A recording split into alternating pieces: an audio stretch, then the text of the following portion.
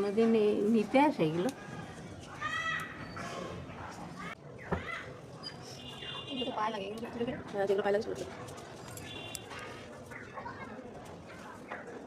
কি এই পাতাগুলো কি চিনতে পারলে? বাড়িতে পুরো চাষ হয়ে গেছে এই পাতার। এই পাতা যে কত উপকারী সেটা অনেকেই জানে না। এটা হচ্ছে থানকুনি পাতা। বাড়িতে আছে ঠিকই, আমরা কিন্তু তুলে খুব একটা খাই না। আমার খুব ভালো লাগে না। মা আছে তুলে দিয়েছে তাই কিন্তু বাটা করেছি। চলো এই পাতাটার উপকারই জানি।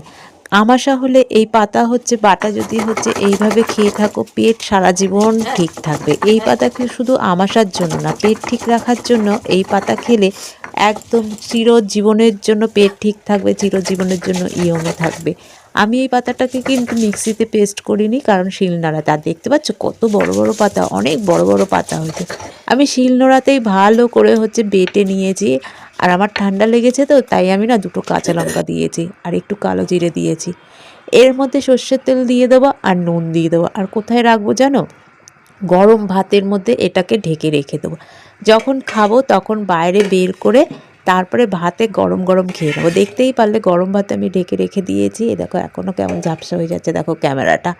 বের করে নিলাম আর গরম গরম ভাত আমি বেড়ে নিয়েছি। আর এই থানকুনি পাতাটা নুনটাকে মিক্সড করে তারপরে খাবো। তোমরা কে কে এইভাবে থানকুনি পাতা খাও? আর যারা না খাও তারা ইয়াং থাকার জন্য, পেট ভালো রাখার জন্য খাও।